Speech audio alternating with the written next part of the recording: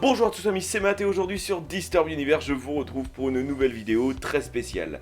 Avant de commencer cette dernière, je vous souhaite à tous une joyeuse et heureuse année 2023. Plein de choses géniales arrivent pour cette nouvelle année, alors si tu ne veux rien louper, abonne-toi avec la cloche. Dans cette vidéo, on va monter un PC gaming pour un budget d'environ 1500 €. Un ordinateur très polyvalent et très puissant, capable de faire tourner la totalité des jeux les plus récents. On terminera la vidéo en testant le PC sur différents jeux. J'étais clairement pas prêt. Avant d'attaquer le montage, voici la brève liste des composants.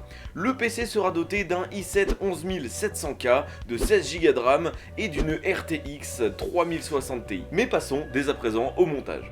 Pour ce faire, on a opté pour une ROG Strix B560F avec un excellent rapport qualité-prix qui nous permettra de débuter notre montage.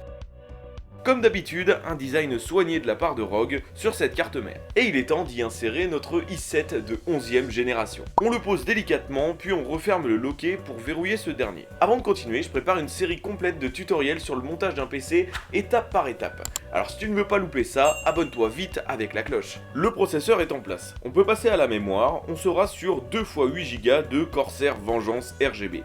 Des barrettes très performantes et plutôt design. On les connecte sur les slots 2 et 4 pour bénéficier du Dual Channel. Pour le stockage principal de ce PC, on a opté pour un SSD M2 de 1TB, un Samsung 980 très efficace qui nous permettra un large panel de jeux sur ce stockage pour une rapidité accrue. On retire le diffuseur thermique de la carte mère et on insère gentiment notre SSD. Pour le verrouiller, on utilise le petit axe en plastique prévu à cet effet. On n'oublie pas le blister du diffuseur thermique et on peut le revisser sur la carte mère. On a quasiment terminé avec notre carte mère. La dernière étape est de prémonter le châssis de notre ventirad, le Be Quiet Pure Rock 2 Black. Pour ce faire, rien de plus simple, il s'agit de visser les fixations autour du socket et le tour est joué. On peut désormais sortir notre boîtier, le Antec DF800 Flux. Un boîtier sobre, robuste et à prix cassé.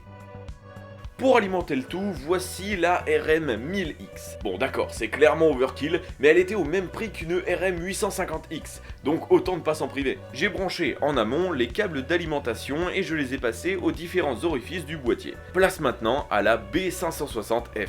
Le gros avantage des cartes mères actuelles, c'est que l'IO Shield est incrusté derrière la carte mère. Plus besoin de l'insérer en amont dans le boîtier. Après avoir vissé l'intégralité de la carte mère au boîtier, passons à la fixation du ventirad. Pour la pâte thermique, c'est la MX4 de Arctic qui est à l'honneur. Et on plaque le radiateur sur le socket pour finalement le visser. On y intègre le ventilateur et le tour est joué. Note à moi-même, ne pas oublier de brancher le ventirad. Voici désormais ce qui intéresse nombre d'entre vous, je suppose. La Gigabyte GeForce RTX 3060 Ti. Une carte graphique très performante et à moindre coût, idéale pour du gaming en toutes circonstances, équipée de ces 3 ventilateurs pour un refroidissement optimal. Retirons les plaques arrière du boîtier et on peut insérer cette carte graphique dans son slot PCI Express prévu à cet effet. Ça y est, nous avons terminé le montage de ce PC, et honnêtement, il en impose.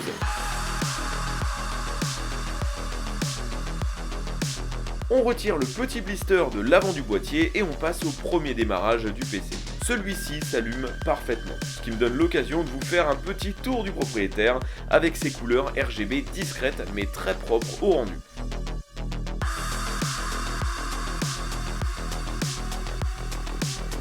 De mon côté, je prépare la petite installation de Windows 10 et des pilotes et on va désormais passer à la partie des tests. Je vous propose différents graphiques montrant l'évolution des performances sur 6 jeux. Commençons par le classique GTA V. Le jeu étant peu optimisé, on retrouve tout de même de très bonnes performances, à hauteur de 120 FPS en moyenne. Minecraft RTX, rien à dire, il est très stable, sur un bon 80 FPS de moyenne. Petite parenthèse, tous les jeux que j'ai pu tester sont en configuration graphique maximale, Ray Tracing activé pour ceux qui le peuvent. Mais passons désormais à Red Dead Redemption 2, un jeu très lourd qui voit ses FPS osciller selon les actions ou les zones de la map. Mais on arrive à une moyenne de 80 FPS. Sea of Thieves, encore une fois plutôt variable, mais atteint une moyenne de 140 FPS. Call of Duty Black Ops Cold War, un jeu plutôt lourd et beau graphiquement. Le résultat est plutôt formel, 110 FPS en moyenne.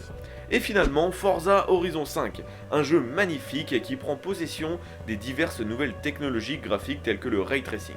On arrive à 80 FPS en moyenne. Comme vous avez pu le constater, cet ordinateur est incroyablement puissant. Il ravira l'utilisation de n'importe quel jeu dans une qualité décente. Ça m'a fait plaisir de proposer ce montage. N'hésitez pas de votre côté à donner vos configurations en commentaire. Si cette vidéo vous a plu, n'hésitez pas à la liker et à vous abonner. Il y a plein de gros projets qui arrivent courant 2023. Et quant à nous, je vous retrouve une prochaine fois dans une nouvelle vidéo. À la prochaine et salut!